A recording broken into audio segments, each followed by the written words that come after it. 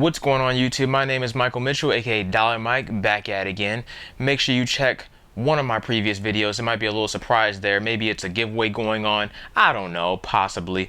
But maybe the giveaway ends pretty soon, October 11th. I don't know, possibly. Make sure you check out that giveaway video to find out how to enter for the giveaway before it's too late, because like I said, it ends this Friday.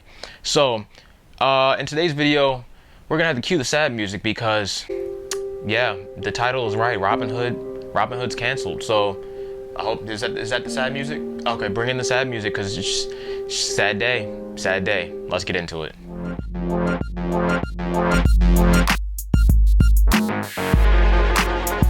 So yes, Robinhood, if you weren't aware, I just made a video about this, literally like that's my last video, talking about, stocks and how you should start, investing in stocks and stuff like that. And I mentioned Robinhood and M1 Finance because they're two great options to get started investing in stocks. They're super simple to use and you don't have to pay any fees whatsoever at all. Period. Nothing. None of that to use. So it's amazing. It's great. And other brokerages and stuff like that, like TD Ameritrade or Vanguard or wherever you would go to buy stocks and shares and bonds and stuff like that. Usually when it comes to stocks, they'll charge you a fee. Usually that fee is between $5 and $7 a share. So if you wanted to buy a share of Amazon or sell a share of Amazon, you can do that on those platforms, but you would have to pay $5 or $7 or $6 on top of already selling it. So you're losing money. But as of 2 to 3 days ago, a brokerage called Charles Schwab.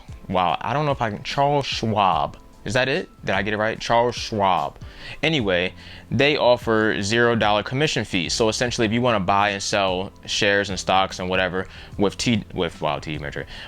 Charles Schwab, I hate that. You have the ability to buy and sell stocks with Charles Schwab, which offers way more than Robinhood does, and probably what Robinhood ever will, which is, buying and selling stocks. On Charles Schwab, you can buy and sell stocks, you can buy and sell bonds, do all that stuff. You have retirement accounts, other type of investment accounts. You have real support. Robinhood, you're not really going to get real support with Robinhood. It's probably going to be pretty impossible, pretty hard, not going to be impossible, pretty hard to get in contact and just be on the phone and just call somebody anytime you need with Robinhood or with M1 Finance. I'm not sure of their supports because I've never used their supports because I never needed their supports. But in the case where you have a lot of money, I'm pretty sure you're gonna want to pick up the phone and speak to a real person if you have a lot of money in that account and something goes wrong at any given time. You're gonna want to know. But personally, I'm gonna keep my money in Robinhood only because I don't use Robinhood on a large scale. I feel like if I had a lot more money to invest, then I probably would move my stuff either to Charles Schwab or another one of the firms that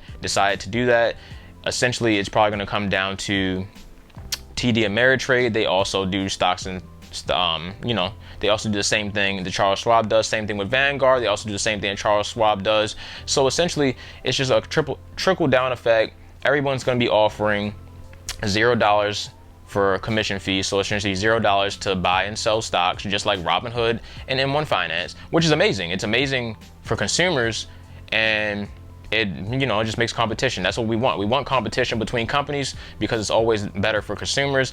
But essentially, Robinhood's not fully canceled, but it definitely puts a hurt on them, especially if a lot of people decide, oh, well, I'm not going to use Robinhood anymore. I'm going to go and use Charles Schwab or Vanguard. I don't think Vanguard changed their stuff yet. Charles Schwab or TD Ameritrade or whoever else will go and do the $0 commissions. So all in all, Robinhood isn't 100% canceled. I would still recommend them. I would still use them if you're trading with small amounts of money, maybe, especially a couple $100. There's no reason to going and doing any of that for a couple $100, couple $1,000. I would still trade with Robinhood, but once you're pushing the hundreds of thousands, and if you really got money, millions, I would never invest millions in Robinhood.